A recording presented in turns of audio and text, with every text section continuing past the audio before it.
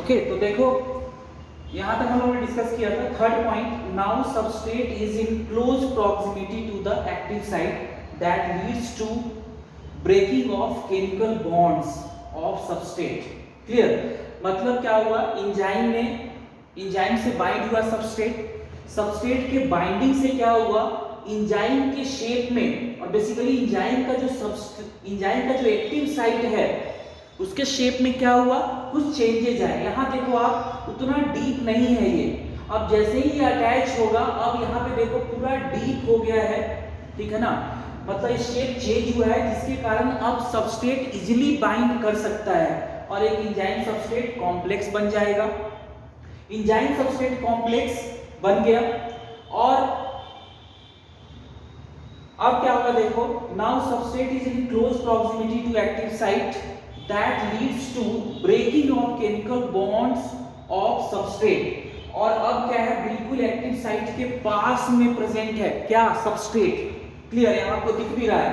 अब क्या होगा, ब्रेकिंग ऑफ बॉन्ड्स होता है, कुछ बॉन्ड्स बनते भी हैं, और that leads to formation of क्या, इंजाइम प्रोडक्ट कॉम्प्लेक्स। ओके, तो थर्ड के बाद ही मैं इसको रब करता हूं।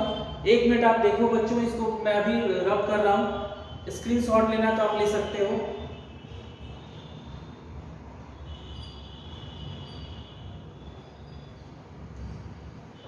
क्लियर? तो इसके बाद मैं लिखता हूं इधर, इसको मैं रब कर रहा हूं बच्चों।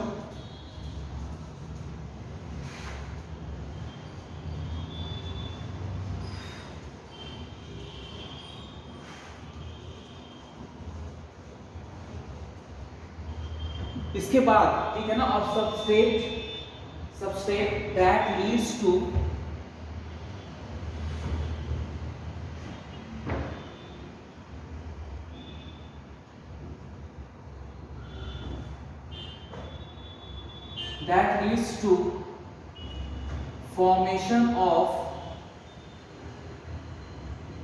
formation of a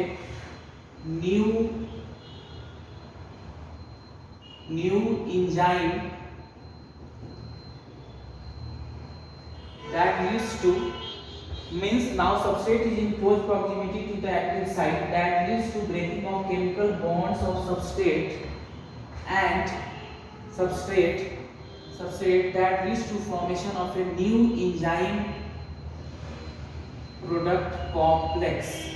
अब एक नया एंजाइम प्रोडक्ट कॉम्प्लेक्स बन जाएगा।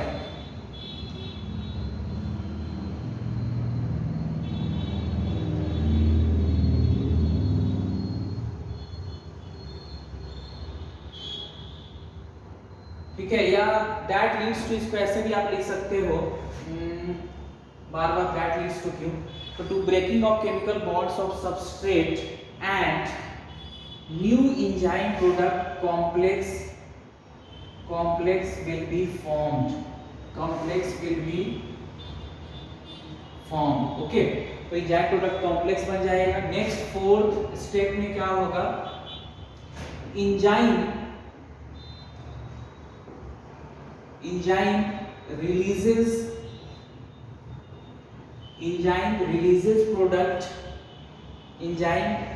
releases product and unchanged enzyme releases product। तो एंजाइम क्या करेगा, इस एंजाइम प्रोडक्ट कॉम्प्लेक्स से प्रोडक्ट को रिलीज करा देगा। एंजाइम रिलीजेस प्रोडक्ट फ्रॉम, ये भी लिख ही लो, enzyme releases product from enzyme product complex and unchanged enzyme is now free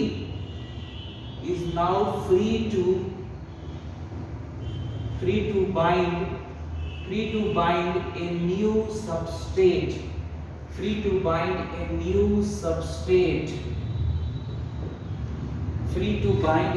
substrate and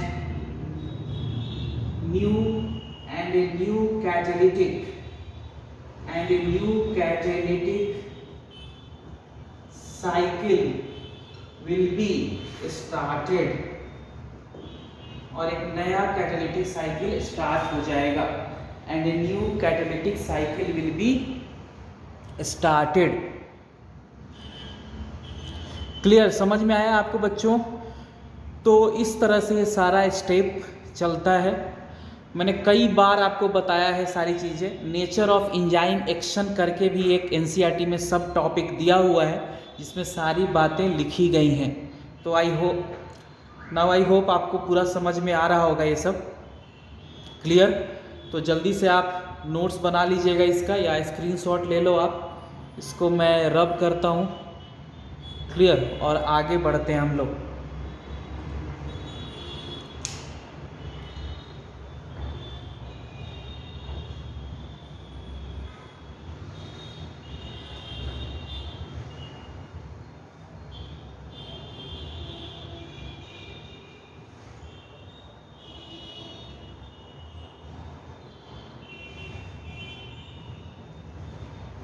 तो ये समझ में आया आपको।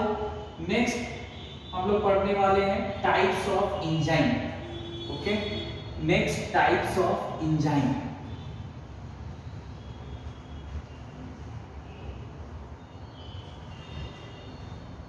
नेक्स्ट है types of enzyme.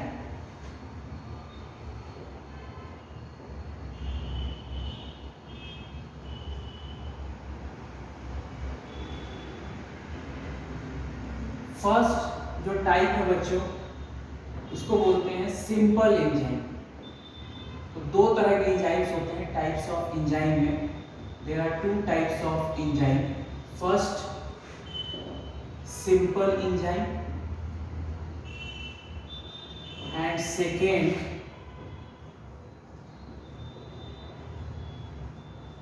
conjugate enzyme. First is simple enzyme, second conjugate enzyme. Simple enzyme, second is conjugate enzyme. अब क्या difference है सिंपल और कॉन्जुगेट में? ध्यान से सुनो। सिंपल का मतलब जब उस एंजाइम में सिर्फ प्रोटीन हो, मतलब वो एंजाइम सिर्फ पॉलीपेप्टाइड चेन का बना हुआ हो, 2, 3, 4 जो भी पॉलीपेप्टाइड चेन हो उसमें हो, लेकिन उसमें सिर्फ प्रोटीन ही हो। तो सिंपल एंजाइम का मतलब जब एंजाइम बना हो किससे? सिर्फ प्रोटीन से। और कॉन्जुगेट का मतलब हुआ कि एंजाइम बना हुआ हो प्रोटीन से भी, मतलब एक कंपोनेंट उसका प्रोटीन हो और दूसरा नॉन प्रोटीन पार्ट भी जब उसमें लगा हो, तो उसको बोलते हैं कॉन्जुगेट। मतलब ध्यान समझो, सिंपल एंजाइम में क्या होगा? It is made up of proteins only. It is made up of proteins only.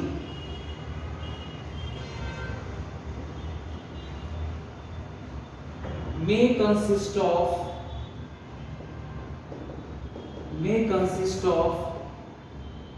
polypeptide chains. Clear? लेकिन इसमें कोई दूसरा पार्ट नहीं होगा। कॉन्जुगेट एंजाइम को it is also called as holoenzyme. Conjugate या कंपाउंड, तो conjugate enzyme it is also called as, ये बहुत इंपॉर्टेंट है, हॉलो एंजाइम। ये जरूर याद रखना आप, कई बार क्वेश्चन आया है नीट पे। This part is very important. ये उतना इंपॉर्टेंट नहीं जितना ये है। तो it is also called as holoenzyme. Conjugate enzyme का दूसरा नाम holoenzyme. And hollow enzyme equal to protein part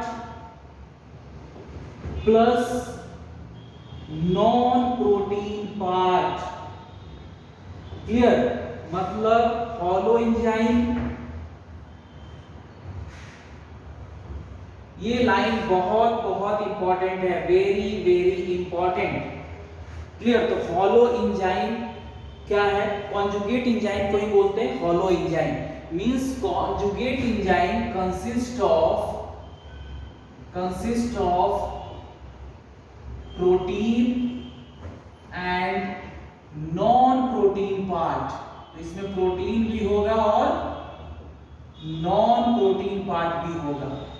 clear? तो conjugate enzyme consist of protein and non protein part, दोनों पार्ट होते हैं इसमें। और कॉन्जुगेट को ही हम क्या बोलते हैं? हॉलो एंजाइम, हमेशा याद रखना है।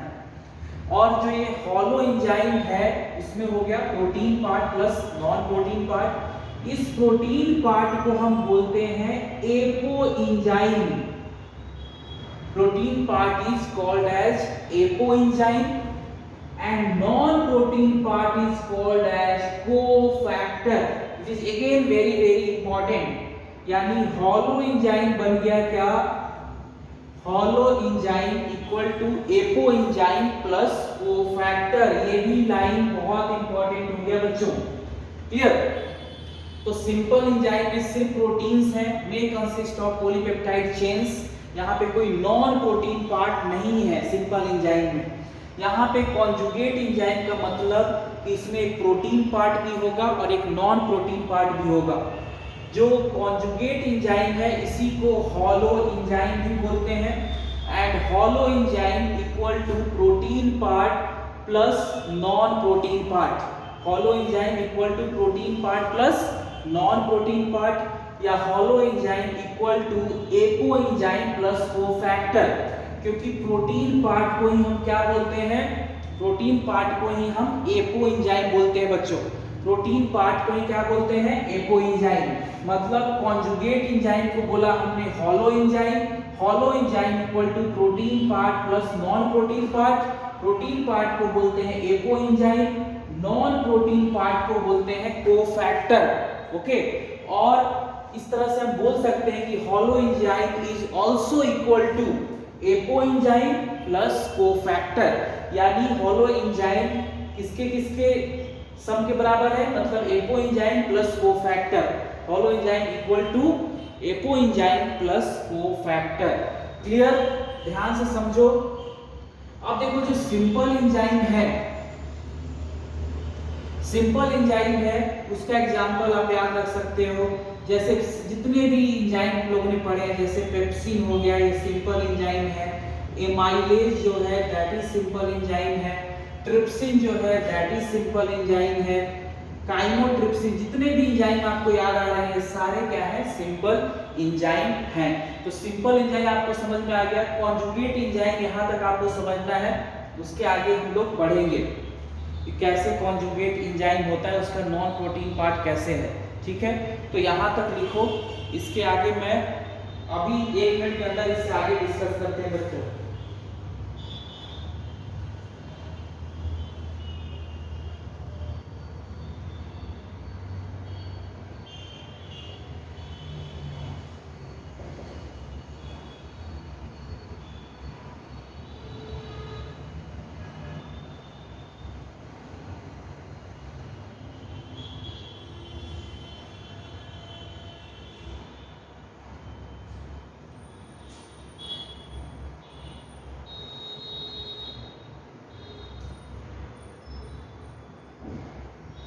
क्लियर?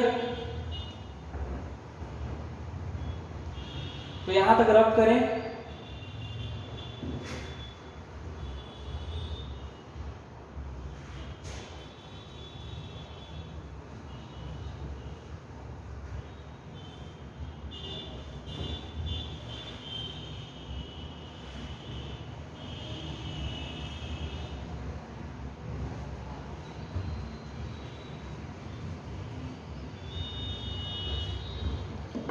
So next point लिखना,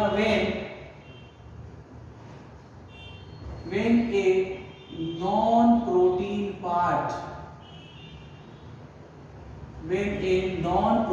part called as cofactor, non-protein part ही क्या है? cofactor है। तो when a non-protein part और cofactor is attached to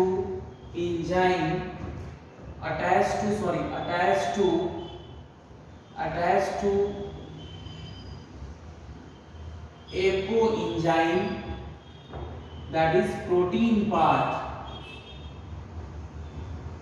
when a non-protein part, that is cofactor attached to apo enzyme, that is protein part, then enzyme become hollow enzyme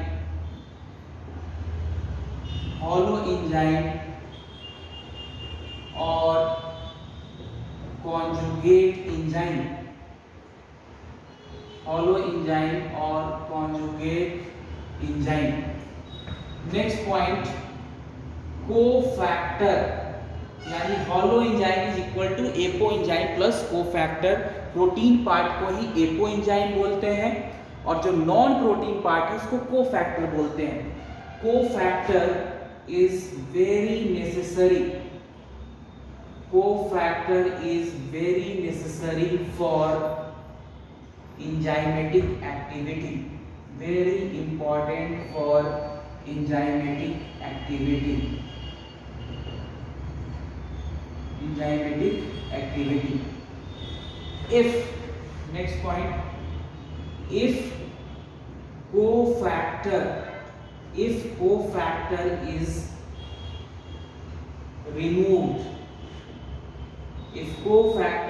removed, then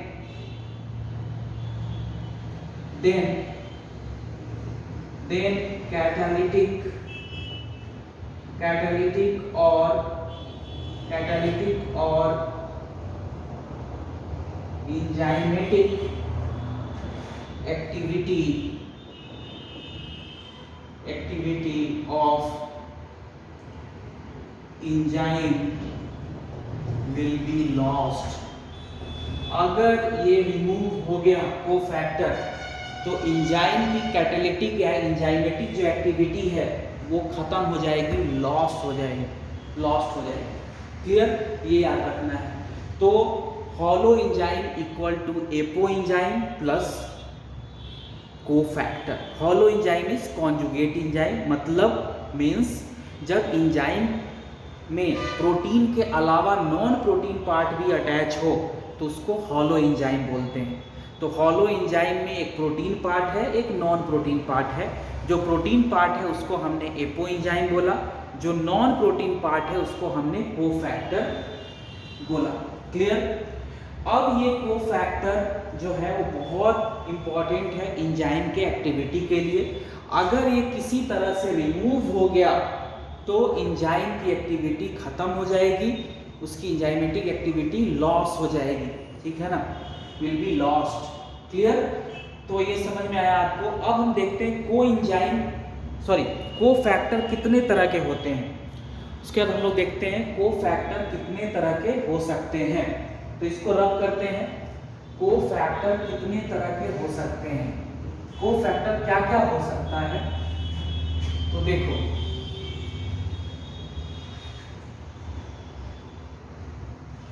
जो cofactor है बच्चों, जो cofactor है, ये cofactor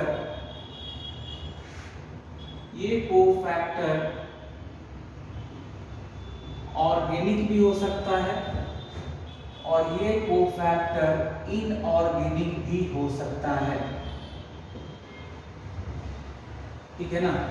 organic में दो होते हैं, एक को बोलते हैं प्रोस्थेटिक ग्रुप, दूसरे को बोलते हैं कोएंजाइम. तो तीन तरह के कोफैक्टर हैं. First prosthetic group, second coenzyme and third is metal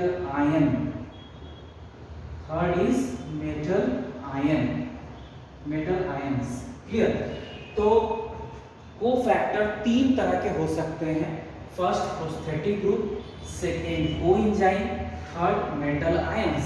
इसमें से ये जो प्रोस्थेटिक ग्रुप है और कोएंजाइम है ये ऑर्गेनिक होते हैं. प्रोस्थेटिक ग्रुप और जो कोएंजाइम है क्या होते हैं, ऑर्गेनिक होते हैं. और जो मेटल आयन है वो क्या होगा, इनऑर्गेनिक होगा. क्लियर. तो इस तरह से 3 कोफैक्टर अपने को याद रखना है, prosthetic group, coenzyme and metal ion. उसमें से ये दोनों प्रोस्थेटिक ग्रुप और कोएंजाइम क्या है, प्रोस्थेटिक ग्रुप और जो कोएंजाइम है वो ऑर्गेनिक है, जो मेटल आयंस है वो क्या है बच्चों, वो इनऑर्गेनिक है। तो जो मेटल आयंस हैं वो इनऑर्गेनिक हैं। क्लियर? अब देखो, अब इनमें और क्या डिफरेंसेस हैं, तो देखो प्रोस्थेटिक जो ग्रुप होगा, प्रोस्थेटिक ग्रुप क्या है, it is an organic compound, it is an organic compound firmly or tightly bound to apoenzyme।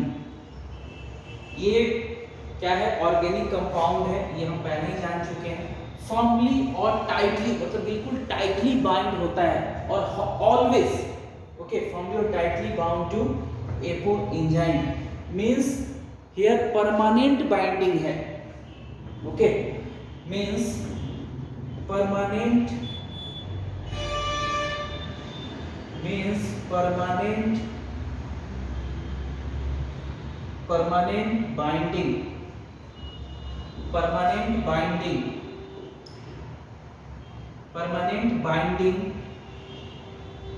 binding is present between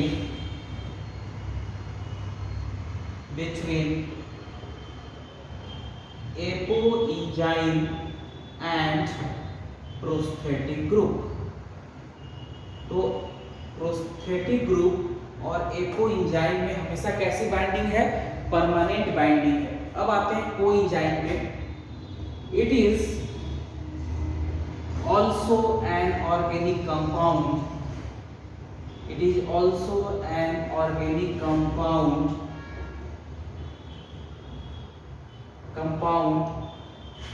loosely attached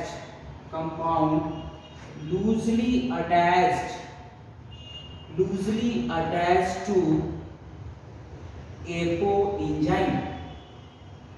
क्या है ये, भी ऑर्गेनिक कंपाउंड है लेकिन ये कैसे अटैच है, लूजली अटैच है। क्लियर? हमेशा याद रखना है, these are loosely attached.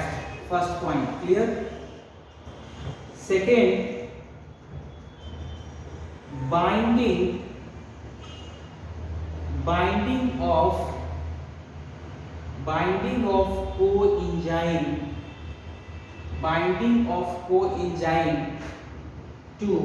binding of coenzyme to apoenzyme is transient। ये कीवर्ड है बच्चों, ट्रांजिएंट, कुछ देर के लिए ही है।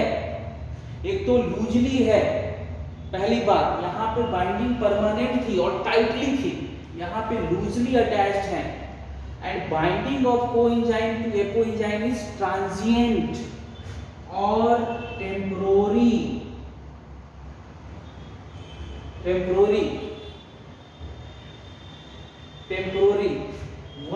during the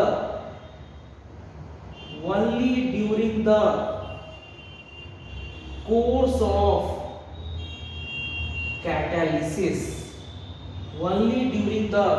of catalysis, मतलब जब इंजाइम की एक्टिविटी होगी, जब उसकी कैटालिटिक एक्टिविटी होगी, यानी जब इंजाइम अपना एक्शन कर रहा होगा, उसी समय ये अटैच होते हैं। जब इंजाइम अपनी एक्टिविटी शो नहीं करता तब ये इंजाइम से अलग हो जाते हैं। क्लियर? ये मतलब है इसका।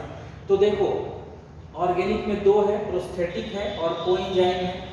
जो प्रोस्थेटिक है it is organic, coenzyme is also organic. Difference क्या है, यहाँ पे जो बाइंडिंग है एपोएंजाइम और प्रोस्थेटिक ग्रुप की, दैट इज टाइटली और फर्मली अटैच है। ये means permanent binding is present between apoenzyme and prosthetic group.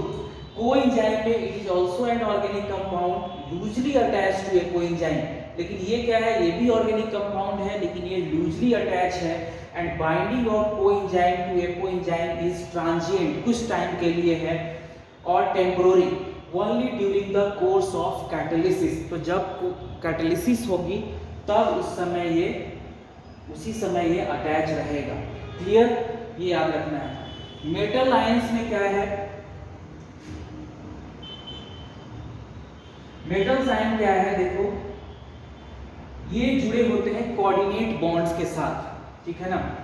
ये जुड़े होंगे किसके through, coordinate bond, coordination bond, ठीक है ना। कोऑर्डिनेशन बॉन्ड बनता है ना, तो ये कोऑर्डिनेशन बॉन्ड के थ्रू जुड़े होते हैं। और ये किसके किसके साथ, तो एक्टिव साइट और सबस्ट्रेट, तो ये दो जगह से इनकी अटैचमेंट होती है। एक्टिव साइट से भी, यानी एक्टिव साइट किसका है, एंजाइम का, उसके साथ भी अटैच होंगे। एक्टिव साइट ऑफ एंजाइम, उसके साथ भी अटैच रहते हैं।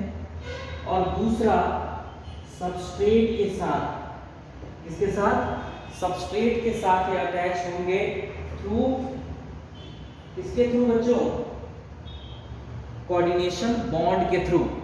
क्लियर, तो हमेशा याद रखना है जो मेटल आयंस हैं वो एक्टिव साइट ऑफ एंजाइम और सबस्ट्रेट के साथ अटैच होते हैं थ्रू कोऑर्डिनेशन बॉन्ड। ओके, तो मेटल आयन दो से अटैच होगा, एक्टिव साइट से भी ऑफ एंजाइम और सबस्ट्रेट के साथ भी थ्रू ए कोऑर्डिनेशन बॉन्ड। तो यहाँ भी कोऑर्डिनेशन बॉन्ड है, कोऑर्डिनेशन बॉन्ड है, कोऑर्डिनेशन बॉन्ड्स है, यहाँ भी कोऑर्डिनेशन बॉन्ड है, यहाँ भी कोऑर्डिनेशन बॉन्ड है। तो दोनों के बीच में जो बॉन्ड है दैट इज कोऑर्डिनेशन बॉन्ड। तो ये किसके थ्रू अटैच है, कोऑर्डिनेशन बॉन्ड। क्लियर, तो दो तीन पॉइंट और हैं जो आपको ध्यान रखना है। तो फिर से मैं इसको रब करता हूँ, जल्दी से आप इसको नोट कर लो या स्क्रीनशॉट ले लो, वीडियो पॉज करके नोट कर लेना। इससे आगे अब हम आते हैं।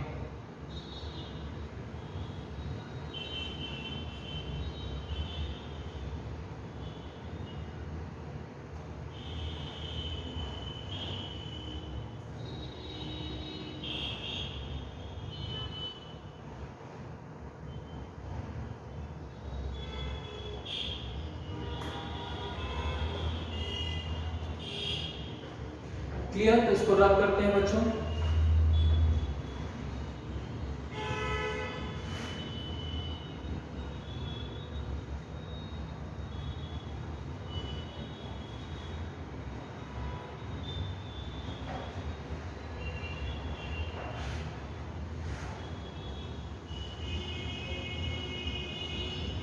आप उसी के नीचे लिखते रहना, ठीक है ना। तो देखो नेक्स्ट कोफैक्टर में फर्स्ट हो गया प्रोस्थेटिक ग्रुप,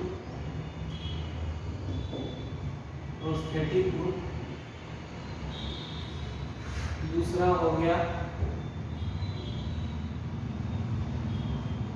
कोएंजाइम और तीसरा हो गया मेटल आयंस। तो तीन कोफैक्टर हो सकते हैं, 1, 2 एंड 3। अब जो प्रोस्थेटिक ग्रुप है क्या कैसे होता है, देखो इन enzyme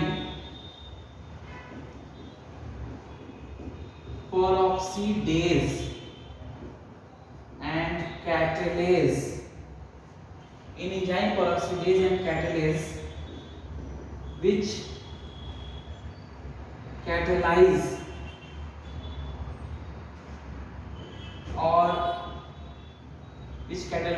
or break down H2O2, that is hydrogen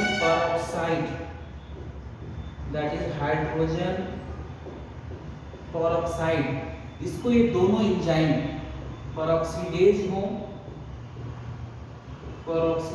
हो या कैटालेज हो, ये इसको कन्वर्ट कर देता है किसमें, H2O में, वाटर में और ऑक्सीजन में, H2O plus O2। ठीक है, तो इसको ब्रेक कर देगा। क्लियर? तो H2O2 को वाटर में और ऑक्सीजन में ब्रेक कर देगा। आप इसको बैलेंस कर लेना। तो ये अब इस एंजाइम में क्या है, इन दोनों एंजाइम में, ठीक है, haem is the prosthetic group. तो जो हीम है, haem is prosthetic group, prosthetic group in peroxidase and catalase। तो इसमें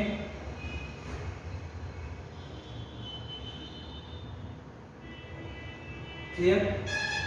तो हीम क्या है, प्रोस्थेटिक ग्रुप है। यहाँ पे इन एंजाइम में प्रोस्थेटिक ग्रुप इज हीम, और वो आयरन से बना होता है। बहुत सारा कॉम्प्लेक्स स्ट्रक्चर है हीम का। पोरफायरिन 4 आयरन होते हैं, फिर एक पोरफायरिन रिंग होती है, ठीक है ना। तो इस तरह से प्रोस्थेटिक ग्रुप है हीम। तो हीम, जैसे हीमोग्लोबिन भी आप देखते हो, वहाँ भी जो हीम है that is a prosthetic group, globin के साथ जुड़ा हुआ है, प्रोटीन के साथ।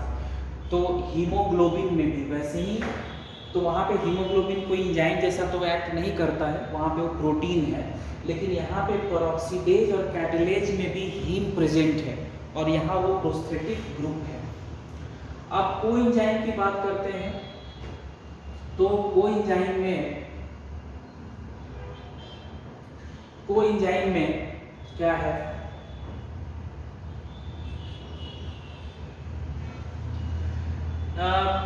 ये चीजें एनसीईआरटी ने लिखी है कि ट्रांजिएंट होता है, कैटालिसिस के समय ही ये कोएंजाइम से बाइंड होते हैं। और फिर लिखा हुआ है फर्दर मोर, मतलब इन एडिशन काफ़ी सारे number of enzyme catalysed reaction है जहाँ पे कोफैक्टर क्या है, कोएंजाइम है। तो फर्दर मोर इस तरह से एनसीईआरटी में लिखा हुआ है, furthermore means in addition. Furthermore का मतलब in addition a large number of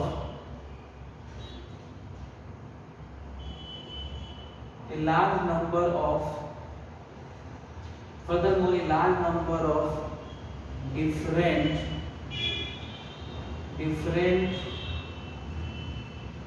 enzyme catalyzed reaction।